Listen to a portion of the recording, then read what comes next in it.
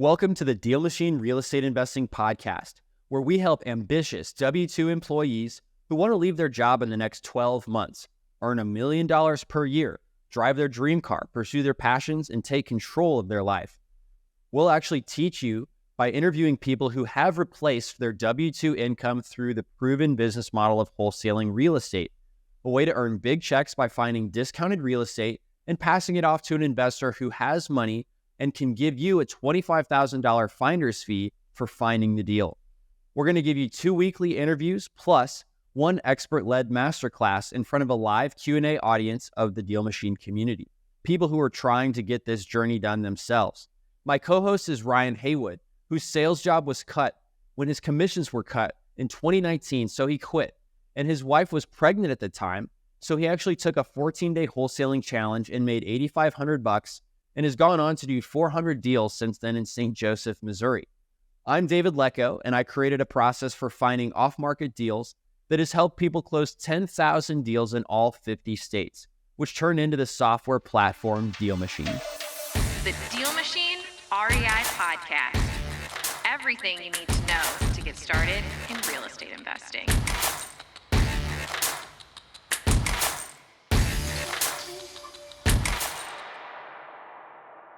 Hey guys, welcome back to the DealMachine Real Estate Investing Podcast, where if you want to quit a job you hate, we help you build a life you love through the proven business model of wholesaling real estate. It's a way to actually make your annual salary even monthly if you do it right. So we help you get started. And today's guest is Phillip Villegas, and he actually went from earning a lot of money gambling and playing pool to making even more money, but more reliably, with the proven business model of wholesaling real estate. Phillip, how much did you make on your very first real estate wholesaling deal? It was $35,000 on my first. $35,000. Holy cow, that's amazing. Tell me the story about how you found that deal and how it played out. Yeah, so I was actually driving around neighborhoods to try to find ugly houses because I was in the TTP group. And this is before I knew about any apps or anything. So I was writing down addresses and drove through this one neighborhood. The house looked like it was vacant. Like you kind of see from the street through the window. So I took down the address, probably took down 150 names or so. And then I traced them, called them. And this was one that I left a voicemail for. And yeah, the lady called me back and said, "Hey, thank you so much for calling me. I need to sell this. I live in Dallas. The house is in Round Rock, was just north of Austin. And we started to rehab it, but I don't have any more money. And the contractor ran out on me. So he told me her price. It was actually lower than what I thought that I should offer because that was brand new. This is my first wholesale deal, right? So it was actually lower than I thought that I was going to offer her. But I had that question, or I knew to ask the question, "Are you sure that's the lowest you can do? Is that the best we can do?" And she's like, "Yes, it's fair. That's what I want to do." And I was like, amazing. So I had DocuSign at the time. So I sent her the contract. You know how you can see when they've actually viewed the contract? Yeah. Well, this was over the weekend, and I noticed that she didn't even look at the contract yet. And I'm like, okay, that's fine. So the next day goes by, still haven't seen her view it. So I shot her a text. Didn't respond. I'm freaking out. First deal, I'm like, what's going on? Giving her what she wants. She's ready to go. She's happy. What's up? I'm freaking out. I'm like, well, this sucks. I'm already excited to get this deal done. And she doesn't get back to me for another 2 more days. She finally calls me back, says, "Hey, I'm sorry, but my internet went out, so I wasn't able to check my email, but I'm going to sign it right now." So she signs it. I get it back. I think I get it to title. I think it was a brand new title company that I learned about. So I got it to title. And at the daycare that my son goes to, or had been going to, I talked to the owner and said, "Hey, I've got this house. Are you looking to get in your first flip or a rental?" Because she kind of mentioned that she invests and stuff. It's yeah, great. So she went by and looked at it with one of the other fathers from the daycare. He's a contractor. He gave the same kind of bid that I thought it would cost to rehab it. So she signed the contract, got the deal. From start to finish, from signing the contract with that seller, it was just 14 days from getting on the contract and closing. and it was just $35,000. Amazing. Yeah. So you guys might have heard the word skip trace. That's just a fancy way of saying he looked up her phone number. And then you're saying that this was like a rundown house, not a complete house. And she had a contractor that didn't finish or quit on her. And so she was just ready to be done. Get her money back out of the house. You were going to give her an offer, but you had her give you the price first. So she actually set a lower number than what you were thinking, right? Yeah. And then Exactly. And then you got under contract, but you found somebody else with money that actually bought the right to buy the house at the price you got it locked up for. And they gave you a $35,000 finder's fee basically for just binding the deal, getting it under contract for them. I have a question. When you we're kind of going back, but when you were driving around looking for houses, you could see through the windows. What else made this house look like it was the one for you? Great question. Yeah. Honestly, I don't remember the grass being like tall or anything, or it really looked that bad. It just didn't look like one of the nicest houses in the neighborhood. And then, like I said, you could see through the front window. It had some pretty big windows in the front. It just looked empty. I was like, you know what? Let me take this down. I like that because a lot of times people are always looking for overgrown grass, broken windows, boarded up, they're looking for all these big ticket items or big descriptors, but sometimes it's just like, well, that doesn't look like anybody's living there. And so we've even done where I've said many times, you have to kind of change your lens. Sometimes if you're not finding enough leads looking for boarded up, overgrown grass, bad roofing, then you have to change that lens to look for, I can see straight through those windows. There's nobody in there. And that literally led to $35,000. Just that observation of nobody looks like there. Right. So yeah, if you guys listening are actually excited about this, make sure you subscribe to the podcast and leave us a review. I see a lot of people out there listening, but you're not subscribed. So I'm watching. I see you guys. And we're going to actually dig deeper into this deal. But before we do that, Phillip, can you talk about what was your life like before real estate investing? Because you've done 80 deals now, right? So you've made this a business. This is putting off a lot of money. What were you doing before? I was a insurance agent. So I sold auto insurance homeowners to they're called a non-standard market. So people that don't make as much money, middle class or lower class insurance clients. I deal with them a buy here, pay here, like I'm a dealerships, Harley dealership, selling them insurance. That's all I was doing. I was doing insurance before this. Okay. And did you like it? I like to help people. I can't say I was excited about going to help people and having to babysit them a bit, because when you're dealing with a lower income, insurance is your first priority, right? You're trying to pay your bills or go out and buy the new.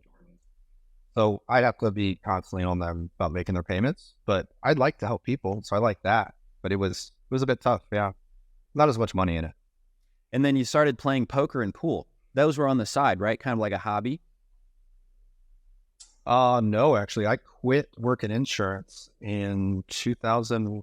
I want to say I quit because I was doing poker on the side and making money on the weekends, like $3 or $4 grand in a weekend. And I was like, well, I can do this. If I could do this every day and do it on a weekend, why can't I, make more than that if I'm doing every day? So yeah, I quit my job because I opened up an insurance agency for a company. They had me working 9 to 8 Monday through Saturday because I had to open it up and get it running. I just had enough of it. I'm like, I'm just going to go into poker and pool and just trying to make money. I only need to make so much, right? So I can do this. So I did it for 2.5 years. Poker, pool, sports betting. Super impressive. Did you make more money there than in your insurance job? Oh, I did. Yeah. For a little bit. I did. Were you helping any people? And then, yeah. You were helping people relieve their... I was helping other people gambling issues. Did you take anything away from poker that you implemented into real estate? I would say I did, learning to read people. at the table and just different type of personalities that you have to pay attention to. Whereas it's not, it's not just gambling. You've got to pay attention to different. Yeah, they're holding their cards. When I'm They don't want other people you to know what's in their hand. Same with some of these. Sometimes sellers are that way. Sometimes they'll just straight up tell you, I need to get this much. But sometimes they're like, well, how much do you want to get? I don't know. You tell me. What's it worth? Exactly. You just got to get them to open up to you. What? How do you feel like having more stable income and more income in general has impacted your life? It's definitely made it easier. You know, the time and like the freedom that you get back when you do real estate with the type of money that you can make. It's definitely the time and the freedom that you get. Were there any goals or like big purchases or maybe lifestyle changes that you've really enjoyed? So I'm not a real big material type guy. I do like nice things. I'm not like a big car guy. I do want something nice, like the newest iPhone or things like that. But I try not to change too much. I think the biggest purchase was like a Model Y that I paid cash for. Nice. When we had a really big flip that we made money on. But yeah, not really. I mean, we like to travel. If I can get out and travel, we do that. But where's your favorite place that you've traveled? I would say Bahamas. Okay. And how many trips do you Really nice. say that you've taken? Well, with COVID killing stuff, it hasn't we haven't gotten back into it again, but we were doing at least like two a year. That's awesome. With the family, like cruises and things Yeah. like that. Yeah. How do you deal with your business? Do you put things on hold or how are you able to step away like that? I do have a team, or I did have a bigger team before the beginning of this year, but now I've got a business partner that I can count on that kind of helps with things and stuff like that. But I do need to hire some more people to help so I can step away. Gotcha. Yeah, I've noticed that fluctuations are normal in business. It's not just 0 to 1,000,000. It's actually a little bit of ups and downs. And that's been a surprise, but overall just such a treat, to be able to have a business that does pay even if you don't work today. Yeah. That's so nice. That's true. Yes.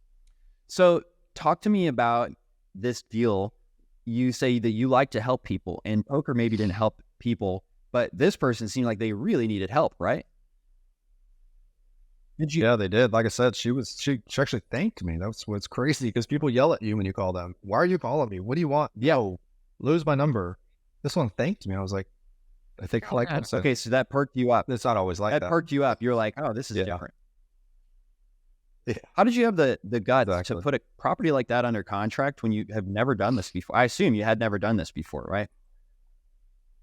No, yeah, I hadn't. But like I said, I was in a mentorship with him, Brett Daniels. So having that mentorship, having the group to be able to bounce stuff off of really helped. Because I did actually try to do it on my own, just putting out bandit signs. I saw like this YouTube of, hey, just go put out bandit signs, you can get a deal. So I'd put out bandit signs at like 2 a.m. in the morning when nobody's out, right? So I wouldn't get people stopping me. I actually had a lady call me for one of my bandit signs. Yeah, I have this house here and here. And I'm like, I have no idea what I'm doing. So I tried to comp it on my own and didn't know what to do. And I didn't even put it under contract. I didn't go any further. Because I didn't know what I was doing. Yes. But because I joined the mentorship, it made it so much easier on this one. I love that you got a mentor. And I also love that you said your wife actually pulled money out of her 401k to buy that mentorship for you, right? Exactly. How do you and your wife have we had so like much, $5,000. how do you and your wife have so much trust like that? I mean, that's enviable. You would think that you want to trust the person that you're going to marry, right? Yeah, definitely. That's a big big takeaway for everybody listening. You need to trust the person you're marrying. Well, trust is one thing, but them paying, I really haven't had that experience where a girl pays, a bunch of money to invest in meat. I mean, that's pretty awesome. Yeah, that's true. Well, it's not a dating podcast, but I wanted to acknowledge how awesome that is. So what do you do now? Like, what's the scope? You got the first deal. What is life in the wholesaling world look like now for you? So just after, like while I was doing like my first few deals, or now? So then, I owned a agency, an insurance agency at the time. So I was, like I said, driving around helping clients or helping like the dealership buyers and stuff like that. So I'd be looking for houses from like time to time. So it wasn't full time for me. But I'll brag a bit and say that while I was wholesaling part time and owning my insurance agency, I did like 7 deals and like $175,000 just off those 7 deals. So they were really big deals. They were nice. And like how you pointed out, like not looking for the worst of the worst all the time. One of my other like $50,000 deals was just the fence was actually knocked down. The house looked great from the outside. I was like, maybe it's just, maybe a landlord, that's why the fence isn't taken care of. It was just the fence that was knocked down. So I called that one too. And it actually was a vacant house. It had dog poop, cat poop, like it stunk. It was empty. And it had been that way for years. But you would never have known from just looking at the house, but the fence. So I decided to call. That was another like story that I had that was pretty cool from just the fence. So, but yeah, it was insurance agency doing the wholesaling part time. And then I was in different like mentorships. So I'd always invest in myself whenever I made money from the wholesaling side. That's how I met David also in like one of the events, one of my first events. So I found out about the McKeegley franchise that I now own. It's for the Austin and the San Antonio market. So now I do this full time. So I reach out to wholesalers and help them, agents to find deals, and things like that. So yeah, this is super important for somebody listening. If you are on the fence about doing real estate wholesaling and trying it out, I often find that people are very afraid of somebody saying, yes, I do want to sell my house. Because just like you, Phillip, you didn't even follow up with that person because you were a little bit scared, I think, before you had a mentor. But the way that Keegley operates, I want you guys to know, is that if you have a deal and you don't know who possibly would buy it, there's a lot of things you can do. But Keegley is actually in the business of like buying these deals from new wholesalers, right? So you can mentor them once they have found a deal, right? Or do they need to have it under contract? At what point could they contact you and ask for help? Please open up your podcast app right now and leave us a review and let us know what you thought of this episode. It means so much because the reviews help us get in front of more people. And the more people we can get in front of, the more we can help them achieve financial freedom. And we also get more energy to put more content out like this to help you. So by leaving us a review, it will give you more content to come to help you along on your journey. Thank you so much. Yeah, they can contact me from like day one. If they don't know what to do, not sure about contracts, they don't know what the buy price is going to be, contact me. I'll help you run the numbers, kind of break it down for you. And if you want to try to move it on your own, that'd be great too. I can try to help you do that. But yeah, I'll be your buyer, and we got other buyers that if I can't buy it, I've got a ton of other buyers that will. What a guy. For sure. He's almost as helpful as you, Ryan.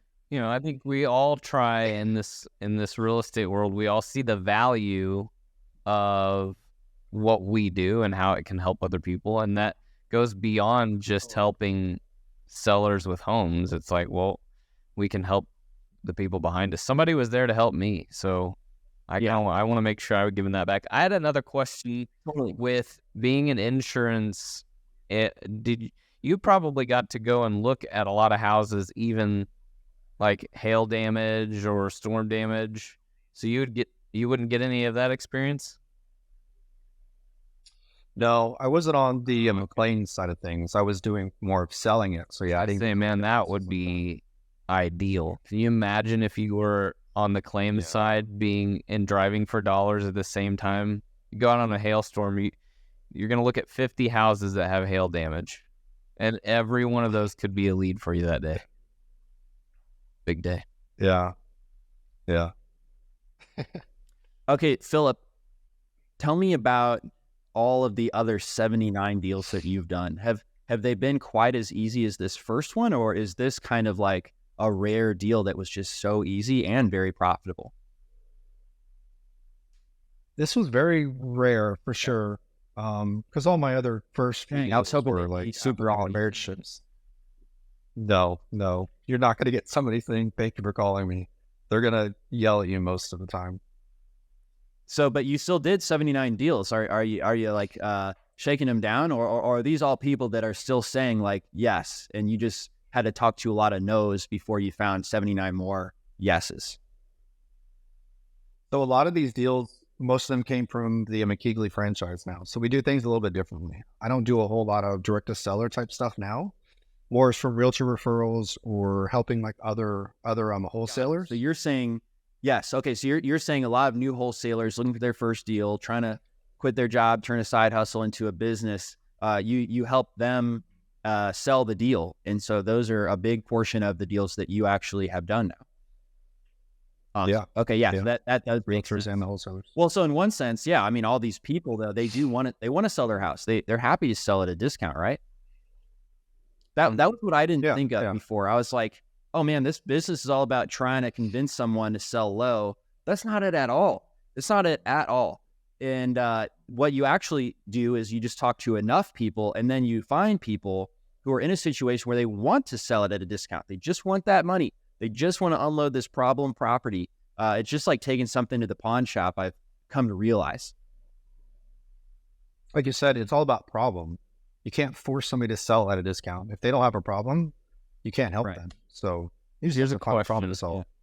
And this is a situation that I found myself in on a few occasions. You'll get someone that I'm always looking for that. How badly do you want to sell? Like sometimes they'll call us back. Yeah, we're interested. What's your offer? And I'll finally even get to a point where I'm like, here's my offer. I'm going to offer, $35,000 for this house. And they just kind of like, what's your process on people like that don't quite commit? Like their willingness to sell isn't really there. Do you pursue it further? Do you try to build a bridge between what they're wanting and what you're wanting? Or do you just wait until they're more eager or motivated to sell? So I try to figure out what the problem is mainly. Like if it is like driving for dollars, I know that the house has issues. So I try to get them to tell me about those issues. And if they're talking about the issues enough, they have a problem, and they're going to be somebody that you want to follow up with, even if they don't want to give you a price. You'll follow up here from time to time because there's a problem there. So yeah, it really depends on just the motivation that they have if I'm going to keep following up. But if it's just price, like you're saying, they're like, oh, I don't know. It could just be somebody that's not good at like opening up. There's a lot of people when they have problems, they don't like to share it, right? So yeah, I just try to figure out what the problem is. If you can't find a problem, is it something that you follow up frequently or infrequently, or do you just let it go? It'll be less. Still follow up. And then maybe after one or two times, a few times at least. Because you want to focus on the ones that you have that have problems. They're going to pay the most money, and they need the most help. So amazing. Well, let me transition over into this section of the podcast I'm going to call the guilt-free profit section, where we're going to ask you 4 lightning round questions. And this is so crazy because I always just wondered how people start these businesses. Well, I was working a 9-to-5 job. I was like, I don't even have time. I've got to work from, 8 hours a day plus lunch. That's 9. And then I've got to commute. Like that's 10 hours. And I still want to work out and eat dinner and, do some type of hobby or meet with friends if I've got time. So I just want to know, if you're having a 9-to-5 job, how do you start this business with, you're going to be receiving calls back from sellers. Like, can you take those during the workday? What's your view on that, Phillip? Yeah, I think we all have the same amount of hours in the day, right? If you want it bad enough, you're going to find the time. I've actually helped a lot of wholesalers that do have W-2 jobs. So they're taking calls during their lunch. They're eating and they're making calls, or they don't eat and they just make calls. Or they won't work out and make those calls at night or on the weekend. But yeah, it's just you can definitely do it with the 9-to-5. It just depends on how much you want it, how badly you want it, right? Got it. What about the ethics of answering during work hours if it's a really good deal? Like, is there a certain level of respect you got to have to that W-2? Like, I can't do this right now. Is there a moment where I can't do this right now? Or is there a moment you're like, I don't care? That's a difficult question. I mean, you've got breaks, right? I mean, you don't want to be in the middle, like helping somebody and then, I'm sorry, I'm going to go take this instead. Yeah. Unless you can get away with that, but I would say on your breaks, on your lunch. Yeah. Great question, Ryan. You got any more? Okay, this one's a little different. It's lightning around. I'm just going to say it. Is gentrification a bad thing? I don't think it is. I mean, we have to grow, right? Things have to grow, things have to change. So you want to make things better. So that's what you're doing when you do that. And if other people in that area see things getting better, maybe it'll. Why do you think it gets? Why do you think it gets? Why do you think the word gets so much bad rap? Or even the action of gentrification? Why do you think it gets so much heat? That's tough. I mean, because sometimes you are pushing people out of certain areas. It's getting too expensive for them to live. So people feel that you're pushing people out and you don't care. But I mean, people just have to understand that there is growth. I mean, you have to grow things. Right. And the level of care or concern isn't necessarily selfish. It's just, I want to make this look better. So, okay. What about entrepreneurship? I got one more thing. I gotta add something on that real quick. Yeah. So in my experience, people think gentrification, which is like the fixing up of rundown homes, is a bad thing because somebody might live there for decades and now the rent goes up. They can't pay the rent. But the thing is, if you own the house, the value of your house goes up when the neighborhood gentrifies. Mm-hmm. And so the way to overcome some of the problems of gentrification is how to actually build wealth, how to own property. That's the whole point of this podcast, right? And if somebody's selling you that house, you're not pushing them out. As we talked about, they're actually willingly wanting to sell their house. We're not like tricking anybody into selling their house. So that would be my counter argument. And I totally agree with what you said, Phillip, is that change is inevitable in all aspects of life. And, we've actually got to grow. And the only way to grow is through the process that we're talking about. So that would be my counter argument. Just wanted to add 2 cents. Ryan, do you have any more questions? Talks about entrepreneurship. Would you say entrepreneurship is made for everyone? I don't think it is. No. Some people are okay with the 8 to 5 comfort, getting those 2 weeks of vacation, and there's nothing wrong with that. But no, I don't think entrepreneurship is for everyone. It's tough sometimes, especially. I think there's a place, like not everybody can be an entrepreneur. Like there are factory jobs that have to be. If we're all entrepreneurs, and how are we going to run the rest of the country? Not everybody can do it. There's a role and responsibility in everything. So what about the work-life balance for people who are entrepreneurs? Is that sustainable? I think it can be, yes. At the beginning, it's very tough, but you have to have a plan. You have to have set plans in place and try to organize yourself. And if you've got a partner, you've got to explain to them, sit them down also, hey, from this time to this time, there are no other things I can do. We've got to make things work, but I'm still 24/7 too. So yeah, I think you just have to plan and really get organized because it's tough at the beginning. I've got to add 2 cents here too as well, Phillip. It is tough at the beginning. And oftentimes I thought the only way to work was this Gary Vaynerchuk work ethic of 18 hours per day. And while that does help, I'll say this, I was single at the time. And so I was super pumped. That's all I cared about. I had a business partner who had a family and he was like, yo, I have to spend time with my family. So, you can't email me at these times when it disrupts my presence with my family. And so we really restricted it. We've continued to have that type of culture at our work. And I think our employees really appreciate it. I know now that we've actually grown, I appreciate having that free time because if you only work and you only work and you only work, what is the point? If you just love working, great. But other people might not. It might not be sustainable for them. So just wanted to shout out to my partner. He really changed my mind on that. Yeah, I think boundaries. That's really awesome. And if you've got a team. If you got a team, it's going to help. Hey guys, I hope you enjoyed the guilt-free profit question round. Let me know what your favorite question was in the Spotify comments, or actually just reach out to Ryan at Heritage Home Investments on Instagram. Let us know which question you liked and if you liked this guilt-free profit round. Maybe if you have a question, you can let us know too, and we'll ask our next. Let's hear it. That's right. And that's our time, actually. So make sure you guys, if you got a deal that you want help with, I would definitely check out Phillip's handle on Instagram. So he's got two. It's Keighley, Texas, and I'll spell it out for you. KEYGLEECTX. Is that right? That's right. KEYGLEECTX. And then just for a bonus, his personal one, PVILLEGAS 11 on one.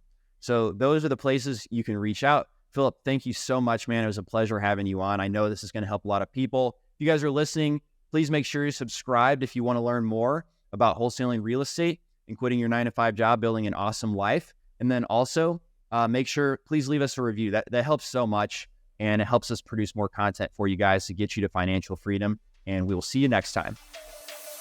Thanks for listening to the DealMachine Real Estate Investing Podcast. Please leave us a review and follow along wherever you're listening to your podcast.